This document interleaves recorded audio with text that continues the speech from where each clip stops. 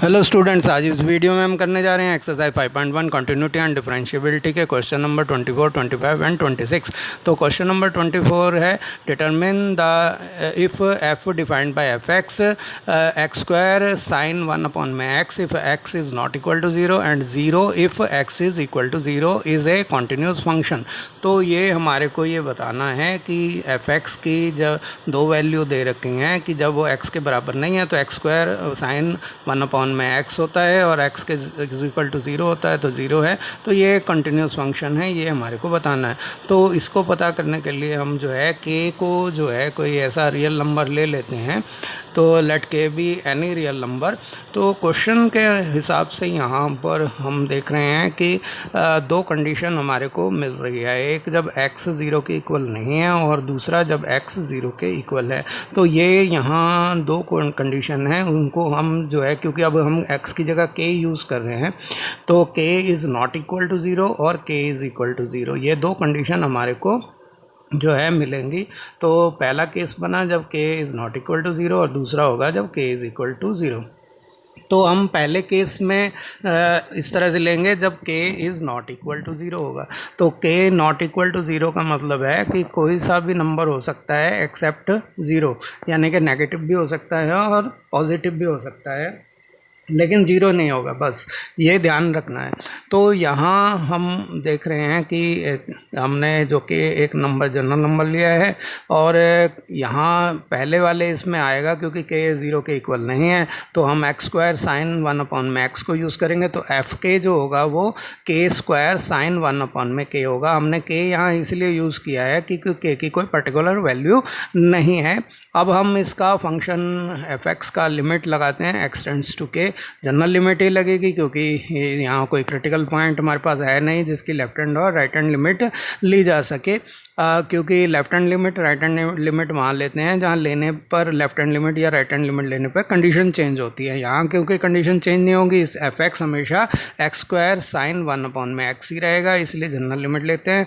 अब लिमिट लगाएंगे तो एक्स की जगह k आ जाएगा, तो ये हो जाएगा k स्क्वायर साइन 1 अपॉन में k, जो कि हमारे एफ के की वैल्यू के इक्वल था। तो यहाँ हमने ये देखा कि फंक्शन की लिमिट लेते हैं और तब भी उसकी value k square k square sine 1 upon में k आती है, और फंक्शन के जो है एफ के लेते हैं उसमें भी वैल्यू जो होती है उसकी k स्क्वायर इंटू में साइन 1 अपॉन में k आती है। तो दोनों इक्वल हो गए।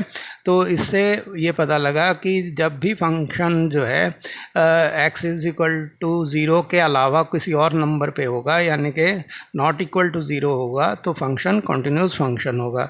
तो यहाँ hence the function is a continuous function, क्योंकि कंटिन्यूस फंक्शन की कंडीशन हमने प्रूव कर दी है, ये कंटिन्यूस फंक्शन है। और कंडीशन क्या है कि वो x is equal to zero नहीं होना चाहिए, यानी कि x is not equal to zero होना चाहिए। तो ये हम जो है यहाँ पे लिख देंगे। अब इसके बाद जो है दूसरा हमारे को काम करना है वो ये है कि इसकी कंटिन्यूटी बची हुई जो दूसरी कंडीशन है उस पर भी चेक करनी है, और वो कंडीशन है x is equal to zero, यानी कि k is equal to zero. तो k is equal to zero पे इसकी कंटिन्यूटी केस नंबर 2 में चेक होगी। केस नंबर 2 में यहाँ हम जो है लगाएंगे if k is equal to zero. तो k is equal to zero पे फंक्शन की वैल्यू जो है वो ज़ीरो होती है। तो हम जो है यहाँ क्योंकि k एक पर्टिकुलर एक पॉइंट आ गया, ज़ीरो हो गया, उसकी वैल्यू एक पर्टिकुलर पॉइंट आ गया, तो इसीलिए हम यहाँ पे एफ के ना लेके एफ ज़ीरो लेंगे, क्योंकि ज़ीरो जो है एक पर्टिकुलर पॉइंट हमारे पास है। तो एफ ज़ीरो लेंगे तो एफ ज़ीरो पे फंक्शन की वैल्यू क्या है, ज़ीरो है। अब क्योंकि ज़ीरो के लेफ्ट हैंड जाने पर भी ये नॉट इक्वल टू ज़ीरो हो जाता है, राइट हैंड जाने पर भी नॉट इक्वल टू ज़ीरो हो जाता है, इसलिए हम लेफ्ट हैंड लिमिट लेंगे। तो लेफ्ट हैंड लिमिट ली तो limit x tends to k आ गया, यहाँ पे k की जगह हम ज़ीरो यूज़ करेंगे तो ज़ीरो माइनस हो गया। तो यहाँ जो है एफ एक्स है, तो एफ एक्स हमारे लिए जब जो ज़ीरो के से छोटा हो गया, जीरो माइनस का मतलब जीरो के नेबरहुड में लेफ्ट साइड में एक पॉइंट है, तो लेफ्ट साइड में होने का मतलब जीरो से छोटा हुआ, जीरो के छोटा होने का मतलब जीरो तो नहीं है, तो एक्स स्क्वायर साइन 1 अपॉन में k यूज़ करेंगे अब जो है हम यहाँ पे लिमिट जो है सीधी नहीं लगा सकते, क्योंकि एक्स नीचे डिनोमिनेटर में है तो डायरेक्ट लिमिट नहीं लग सकती। तो हम इसको दो मैं तरीके से समझा रहा हूँ। पहला तरीका है तो ये है कि साइन की कोई भी वैल्यू होती है तो वो जो है 1 से लेके -1 तक होती है। तो साइन चाहे वो x हो या साइन 1/x हो, सभी की वैल्यू -1 से लेके +1 तक होगी। अब दोनों साइड अगर x² से मल्टीप्लाई कर दें तो माइनस का 1 हो जाएगा -x², और साइन 1/x हो जाएगा x² इंटू में साइन 1/x, और जो ये 1 है वो x² हो जाएगा। अब दोनों साइड जो है लेफ्ट हैंड लिमिट ले लेते हैं, तो लेफ्ट हैंड लिमिट दोनों साइड का मतलब तीनों में ही ले लेते हैं। तो ये हो जाएगा, इसके पहले वाले को इस तरह से लिखा, और बीच वाला जो है वो हमारे अभी जो हमने छोड़ा है जहाँ पर इसको क्वेश्चन को, कि limit x tends to 0 minus और ब्रैकेट में x² साइन 1/x, उसके इक्वल हो जाएगा। और जो है तीसरे वाला जो है उसको इस तरह से लिख देंगे, limit x tends to 0 minus और ये x² हो जाएगा, यहाँ पे x² आ गया। अब अगर हम इनमें लिमिट लगाते हैं तो ये पहले वाले में लिमिट लगते ही है माइनस के 0 यानी कि 0 हो जाएगा, और बीच वाले को लिमिट नहीं लगा के ऐसे ही छोड़ देते हैं इसको, जो है क्योंकि इसमें तो लिमिट लगाना एक प्रॉब्लम हमारे को लग रही थी, इसलिए इसको छोड़ सकते हैं। और आगे वाले को भी लिमिट लेंगे तो वो प्लस के 0 हो जाएंगे। तो इसका मतलब ये जो लिमिट थी ये 0 के बराबर या छोटी भी है 0 से और बड़ी भी है, तो ऐसा हो नहीं सकता, इसका मतलब ये 0 के इक्वल है। तो इसका आंसर आ गया 0। दूसरा जो मैं तरीका बता रहा था ये है कि जो हमारे पास मल्टीप्लाई में साइन के साथ जो x² आ रहा है उसको x इंटू एक्स लिख देंगे, एक x को एज इट इज़ छोड़ देंगे और दूसरे वाले x को साइन 1/x के नीचे लिख देंगे, जो है ये हो जाएगा साइन 1/x अपॉन में 1/x, और x के साथ ये मल्टीप्लाई हो जाएगा। फिर लिमिट लगाएंगे तो x में लिमिट लगाएंगे तो 0 हो जाएगी, और साइन 1/x अपॉन में 1/x के साथ वो 0 जो है वो 1 हो जाएगा, तो 0 इंटू 1 जो है 0 हो जाएगा। तो इस तरह से भी आप इसको सॉल्व कर सकते हैं। अब राइट हैंड लिमिट लेंगे तो वो राइट हैंड लिमिट में 0 प्लस हो गया, 0 प्लस होने का मतलब है 0 तो नहीं है, तो 0 तो नहीं है, फिर वो इसका मतलब x² साइन 1/x यूज़ होगा। और फिर पहले की तरह यहाँ पे जैसे ये किया था उसी तरह से यहाँ लेफ्ट हैंड लिमिट की जगह राइट प्लस लगा के ये राइट हैंड लिमिट बन गई। हम रफ में कर रहे हैं तो इसी में कर सकते हैं, अदर फेयर में कर रहे हैं तो दोनों को अलग अलग करके यहाँ पे लिख देंगे। तो ये हो गया 0 के इक्वल। तो इस तरह से हमने देखा कि लेफ्ट हैंड लिमिट जो है वो राइट हैंड लिमिट के इक्वल है, और ये तीसरे जो था f0 वो भी इनके इक्वल है, और तीनों की वैल्यू जो है वो 0 के बराबर है। इस तरह से left hand limit, right hand limit और f0 का इक्वल होना ये बता रहा है कि x इज इक्वल टू 0 पे जो कि हमने k इज इक्वल टू 0 के लिए लिया है, तो x इज इक्वल टू 0 के लिए कंडीशन प्रूव हुई कि ये फंक्शन f जो है वो कंटिन्यूस है x इज इक्वल टू 0 पे। तो हमने यहाँ देखा कि जब फंक्शन पहले वाले केस में देखा जब वो x 0 के इक्वल नहीं था तब भी ये कंटिन्यूस थी, और x जब 0 के इक्वल है तब भी कंटिन्यूस है। इसका मतलब हर वैल्यू के लिए जो है x की कोई सी भी वैल्यू हो, सभी वैल्यूज़ के लिए ये जो फंक्शन है रियल वैल्यूज़ के लिए कंटिन्यूस फंक्शन है। इसका मतलब ये हुआ कि f जो है वो एक कंटिन्यूस फंक्शन है f(x), और इसमें चाहे उसकी वैल्यू x² साइन 1/x हो या 0 हो, वो हमेशा कंटिन्यूस ही रहेगा। उम्मीद है ये क्वेश्चन आपको खूब अच्छे से समझ में आ गया होगा। ये क्वेश्चन बहुत इंपॉर्टेंट क्वेश्चन है, एग्ज़ाम में आता रहता है, इसीलिए इसको आप ध्यान से समझेंगे। तो क्वेश्चन नंबर 25 है, इसमें examine the continuity of f where f is defined by f(x). जब x is not equal to 0 है तो sin x minus cos x है, और जब x इज़ इक्वल टू 0 है तो f(x) की वैल्यू -1 है। तो यहाँ हम पहले वाले क्वेश्चन की तरह जो है k एक रियल नंबर ले लिया, और उस रियल नंबर को ले लेने के बाद क्वेश्चन के हिसाब से, जैसे 24th क्वेश्चन में हमने देखा था कि k की वैल्यू जो है वो नॉट इक्वल टू 0 आई क्योंकि x is not equal to 0 भी है, और k इज़ इक्वल टू 0 भी आएगा क्योंकि x इज़ इक्वल टू 0 है। तो दो कंडीशन आ गई, जब k नॉट इक्वल टू 0 है और जब k इक्वल टू 0 है। तो दोनों ही कंडीशन हम ले लेते हैं और दोनों केसों में इसकी कंटिन्यूटी को जो है एग्जामिन करेंगे। तो केस 1 जो है हम लेते हैं जब k नॉट इक्वल टू 0 है, if k is not equal to 0। तो इस पे जो है हम इसकी वैल्यू, तो क्योंकि k जब 0 के इक्वल नहीं है तो वो कोई सी भी वैल्यू हो सकती है एक, तो यहाँ हमें एफ के लेना पड़ेगा क्योंकि पर्टिकुलर कोई पॉइंट नहीं है, तो एफ के होगा। तो नॉट इक्वल टू 0 है तो sine x minus cos x use करेंगे, तो एक्स की जगह हम रिप्लेस कर देंगे k से, तो ये साइन के माइनस में कॉस के हो जाएगा। तो इस तरह से एफ के आ गया हमारे पास साइन के माइनस में कॉस के। अब हम इसकी जनरल लिमिट लेंगे क्योंकि k कोई पर्टिकुलर पॉइंट नहीं है, तो लेफ्ट हैंड लिमिट और राइट हैंड लिमिट लेने का कोई मतलब नहीं रह जाता है क्योंकि क्रिटिकल पॉइंट आएगा नहीं। तो जनरल लिमिट लेंगे तो x tends to k, f x लेंगे। एफ एक्स यहाँ पे क्योंकि नॉट इक्वल टू 0 है तो sine x minus cos x ही आएगा। एफ एक्स की जगह एक आ गया साइन एक्स माइनस के कॉस एक्स। तो ये हम इसकी लिमिट जो है k के लिए लेंगे तो यहाँ पे x जो है k से रिप्लेस हो जाएगा और साइन के माइनस में कॉस के आएगा। तो ये जो है हम पहले भी एक प्रीवियस क्वेश्चन में कर चुके हैं कि साइन जो है साइन एक्स भी एक कंटिन्यूस फंक्शन है, कॉस एक्स भी एक कंटिन्यूस फंक्शन है, तो उनका डिफरेंस, उनका एडिशन, उनका मल्टीप्लिकेशन सभी जो है वो कंटिन्यूस होंगे। तो यहाँ जो है डिफरेंस वाला यूज़ हुआ है तो कंटिन्यूस तो आना ही था। अब जो है इसको लेंगे हम, देख रहे हैं कि लिमिट लेने पे एफ एक्स की वैल्यू भी साइन के माइनस कॉस के आई और एफ के की वैल्यू भी साइन के माइनस कॉस के आई। इसका मतलब ये हुआ कि फंक्शन जो है वो एफ जो है वो कंटिन्यूस फंक्शन है जब एक्स जो है यानी कि के जो है वो 0 के इक्वल नहीं है। तो hence function f is continuous at any value of k when k is not equal to 0। ये हमारे पास जो है ये आ जाता है कि जब x 0 के इक्वल नहीं है तो फंक्शन जो है कंटिन्यूस फंक्शन है।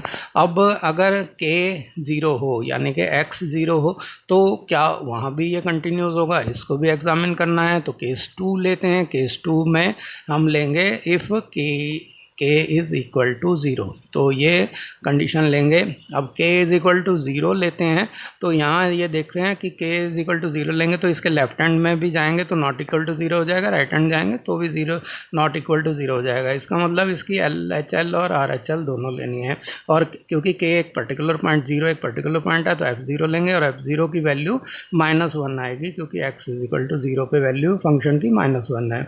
अब लेफ्ट हैंड लिमिट लेते हैं क्योंकि 0 पे ले रहे हैं तो 0 माइनस लेंगे यानी कि 0 के लेफ्ट हैंड में नेबरहुड में एक पॉइंट है लेफ्ट साइड में। लेफ्ट साइड का मतलब है कि वो 0 से छोटा है, 0 से छोटा का मतलब 0 के बराबर नहीं है, तो फिर साइन एक्स माइनस में कॉस एक्स को यूज़ करेंगे। तो यहाँ हो गया साइन एक्स माइनस में कॉस एक्स आ गया। अब जो है हम इसमें लिमिट लगाएंगे तो x की जगह 0 आ जाएगा, तो साइन 0 माइनस में कॉस 0 आ जाएगा। तो x की जगह 0 लिखा तो साइन 0 माइनस में कॉस 0। साइन 0 की वैल्यू 0 होती है और कॉस 0 की वैल्यू 1 होती है, तो 0 माइनस 1 यानी कि -1 आ गया। तो लेफ्ट हैंड लिमिट आई -1 और f0 भी -1 था। अब राइट हैंड लिमिट भी -1 आ जाए तो ये फंक्शन कंटिन्यूस हो जाएगा। आइए देखते हैं। तो यहाँ पे राइट हैंड लिमिट लेंगे तो 0 प्लस लेंगे यानी कि 0 के राइट साइड में नेबरहुड में एक पॉइंट लेंगे, तो राइट साइड का मतलब हो गया कि 0 से बड़ा हो गया यानी कि 0 के इक्वल नहीं है। 0 के इक्वल नहीं है तो फिर से जो है sign x minus cos x लिया जाएगा। तो यहाँ पे एफ एक्स की जगह हम लेंगे साइन एक्स माइनस में कॉस एक्स। तो ये जो है आपको समझ में आ गया होगा। फंक्शन को चूज़ करना है कि कौन से फंक्शन की वैल्यू कैसे लेनी है। तो यहाँ पे लिमिट लगा देंगे तो x की जगह 0 आ जाएगा, तो साइन 0 माइनस कॉस 0 पहले की तरह ही ये 0 माइनस 1 इक्वल टू -1 हो गया। तो इस तरह से हमने देखा लेफ्ट हैंड लिमिट और राइट हैंड लिमिट दोनों -1 के बराबर हैं और f0 भी -1 के बराबर है। इसका मतलब तीनों ही जो है -1 के इक्वल हो गए। इन तीनों का इक्वल होना ये प्रूव करता है कि जब x इज़ इक्वल टू 0 पे ये फंक्शन जो है कंटिन्यूस फंक्शन है, तो इसका मतलब ये हुआ कि x इज़ इक्वल टू 0 पे भी कंटिन्यूस है, x नॉट इक्वल टू 0 हो तब भी कंटिन्यूस है। तो जहाँ पर क्योंकि ये x इज़ इक्वल टू 0 के लिए कंटिन्यूस हुआ, दोनों केस हमने चेक कर लिए। केस 1 में जब 0 के बराबर नहीं था तब भी कंटिन्यूस था, अब केस 2 में जब 0 के बराबर है तब भी कंटिन्यूस है। इसका मतलब ये हुआ कि x की कोई भी वैल्यू हो ये फंक्शन हमेशा कंटिन्यूस ही रहेगा। तो किसी भी वैल्यू, किसी भी रियल वैल्यू के लिए फंक्शन f जो है वो एक कंटिन्यूस फंक्शन है, और ये जो है हमने प्रूव कर दिया और आपको ये अच्छे से समझ में भी आ गया होगा। अब अगला क्वेश्चन करते हैं 26th क्वेश्चन। उस क्वेश्चन में है find the value of k so that the function f is continuous eight indicated point, यानी कि के की वैल्यू हमारे को निकालनी है अगर फंक्शन जो है कंटिन्यूस है x is equal to pi by two पे। तो यहाँ पे एफ एक्स की वैल्यू के कॉस एक्स अपॉन में पाई माइनस में टू के है। अगर x जो है पाई बाई टू के इक्वल नहीं है और एफ एक्स की वैल्यू 3 है अगर x जो है वो पाई बाई टू है। तो यहाँ जो है हम k जो है जैसे हमारे को गिवन है कि ये फंक्शन जो है वो कंटिन्यूस फंक्शन है और k की हमारे को वैल्यू निकालनी है। तो कि हमारे को क्योंकि ये कंटिन्यूस फंक्शन दिया हुआ है इसका मतलब left hand limit right hand limit और उस particular point pi by two पे जो फंक्शन है यानी कि एफ पाई बाई टू वो तीनों कंडीशन को ये फुलफ़िल कर रहा होगा यानी कि तीनों इक्वल होंगे। तो उसके लिए जो है हम यहाँ पे देखते हैं कि given that the function is continuous at x is equal to pi by two therefore left hand limit equal to right hand limit equal to जो है आपका f पाई बाई टू। ये कंडीशन जो है यहाँ पर हम लिख देंगे। तो और फिर जो है इसकी left hand limit right hand limit और जो है f पाई बाई टू उसको हम जो है निकालेंगे और आगे उसको सॉल्व करेंगे। तो पहले ये कंडीशन लिख दी। अब लेफ्ट हैंड लिमिट लेनी है पाई बाई टू पे तो यहाँ जो है हम लिमिट लगाएंगे और x tends to pi by two minus लेंगे। तो यहाँ जो है एफ एक्स के लिए हम क्या लेंगे लिमिट लगाएंगे x tends to pi by two का माइनस यानी कि पाई बाई टू के लेफ़्ट साइड में नेबरहुड में एक पॉइंट लेंगे। तो इसको जो है पाई बाई टू का माइनस करेंगे ब्रैकेट में लगा के ये इसको लिख देंगे। तो ब्रैकेट में इसलिए लिखा है क्योंकि नीचे टू भी है तो इसलिए माइनस के लगा दिया। इसको डिग्री समझने की ज़रूरत नहीं है क्योंकि साथ में हमने कुछ नहीं लगाया है। और एफ एक्स है और यहाँ पे लिमिट हो गया x tends to pi by two minus. तो ये हो गया इधर जो है दूसरे वाले में क्योंकि राइट हैंड लिमिट ले रहे हैं तो पाई बाई टू के साथ प्लस आ गया और एफ एक्स हो गया और यहाँ पे एफ पाई बाई टू है ही। अब एफ एक्स जो है लेफ्ट हैंड लिमिट में लेना है यानी कि पाई बाई टू नहीं है वहाँ लेना है। पाई बाई टू प्लस लेंगे तब भी वो पाई बाई टू नहीं है यानी कि दोनों ही बार के कॉस एक्स अपॉन में पाई माइनस में टू के जो है वो वैल्यू यूज़ की जाएगी। एफ एक्स की वैल्यू क्या यूज़ की जाएगी के कॉस पाई बाई टू और पाई माइनस में टू एक्स। तो ये यूज़ करनी है हमारे को और इसके साथ जो है हमारे को लिमिट भी लेनी है क्योंकि लिमिट तो पहले से ही है ये तो सिर्फ एफ एक्स की वैल्यू है। तो इसके साथ जो है लेफ़्ट साइड में जो है हमने फंक्शन एफ एक्स के साथ इसकी वैल्यू लेनी है और उसके लिए जो है अगर हम इसको यहाँ पे नीचे अगर पाई बाई टू सीधा लिख देते हैं तो क्या होगा कि ये पाई माइनस पाई ज़ीरो हो जाएगा। इसलिए हम जो x tends to pi by two था उसको h ज़ीरो कर देंगे लिमिट बदल देंगे ताकि ये जो है नीचे ज़ीरो ना आए। तो यहाँ पर भी ये राइट हैंड वाली में भी h tends to zero plus कर देंगे और यहाँ पर जो है क्योंकि पहले वाली में लेफ्ट हैंड लिमिट में तो पाई बाई टू माइनस एच लिया था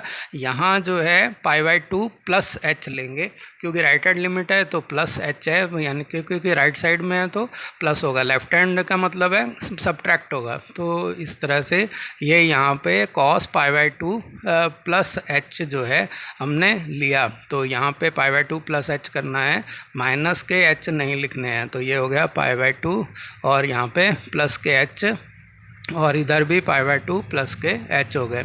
और यहाँ जो है एफ पाई बाई टू है तो एफ पाई बाई टू का मतलब है 3 इसकी वैल्यू होगी क्योंकि x is equal to pi by two पे वैल्यू 3 होती है। तो यहाँ 3 आ गया। अब जो है हम इसको एक बार सिंप्लीफाई करते हैं तो यहाँ लिमिट लिख देंगे। पहले से लिमिट अभी हटानी नहीं है ना ही लगानी है, पहले इसको सिंप्लीफाई करना है। तो उसके लिए जो है हम देख रहे हैं कि अब नीचे जो है हमारा अब ज़ीरो नहीं आ रहा है तो इसलिए हम इसको अभी सिंप्लीफाई करेंगे। तो ये ज़ीरो माइनस कर दिया तो यहाँ पे लिखेंगे के और cos pi by two minus H जो है वो साइन एच के इक्वल हो जाएगा क्योंकि कॉस 90 माइनस थीटा जो है साइन थीटा के इक्वल होता है। और ये हो जाएगा पाई नीचे और 2 इंटू में पाई बाई टू जो है पाई हो गया माइनस के पाई हो गए और माइनस के 2 इंटू में माइनस के एच प्लस के 2h हो गए। इसी तरह से यहाँ पर जो है limit h tends to zero plus और यहाँ पे k हो गया और cos pi by two plus h जो है माइनस के साइन एच हो जाएंगे क्योंकि ये सेकंड क्वाड्रेंट में आ गया। सेकंड क्वाड्रेंट में कॉस नेगेटिव होता है तो कॉस की वैल्यू नेगेटिव होगी तो ये हो गया माइनस के साइन एच। तो यहाँ माइनस के साइन एच आ जाएंगे। और नीचे जो है ये लिख देंगे पाई, और यहाँ पे -2 को π/2 से करेंगे तो माइनस के पाई, और -2 को प्लस के h से करेंगे तो माइनस के 2h आ गए, और इक्वल टू ये 3 हो गया। अब जो है यहाँ पाई से पाई कैंसिल हो गया, दोनों में इधर भी पाई से पाई कैंसिल हो गया। अब हमारे पास बचा ऊपर बचा k साइन h, और नीचे है अपॉन में 2h। तो k के साथ जो है ये 2 को लगा देंगे, और जो है साइन h अपॉन में h जो है यहाँ पे लिख देंगे, और इसका जो 2h था उसका 2 जो है k के साथ लगा देंगे। तो k अपॉन में 2 साइन h अपॉन में h आ गया। इसी तरह से राइट हैंड साइड वाले जो है उसमें भी लिमिट को एज इट इज़ लिख देंगे, h टेंड्स टू 0 प्लस, और ये माइनस का जो साइन था ये नीचे वाले माइनस से कैंसिल हो जाएगा, और ये जो 2 था h के साथ वो k के साथ आ जाएगा, और ये साइन h अपॉन में h हो गया, और ये 3 हो गया। अब लिमिट लगाएंगे क्योंकि k अपॉन में 2 तो कांस्टेंट है, वो जो है लेफ्ट साइड में आ जाएगा, और ये बचा हुआ हो जाएगा limit h tends to 0 minus और साइन h अपॉन में h। तो साइन इसके साथ ये लिमिट लगने पर 0 वाली, तो ये 1 के इक्वल आ जाता है। और इसी तरह से ये दूसरे वाले में भी k/2 लेफ्ट साइड में आ जाएगा, और limit h tends to 0 plus sine h upon में h हो जाएगी, जो कि 1 हो जाएगा। तो इस तरह से k अपॉन में 2 जो है 3 के इक्वल हो गया, तो k जो है 3 × 2 यानी कि 6 हो गया। तो ये हमारा आंसर हो गया।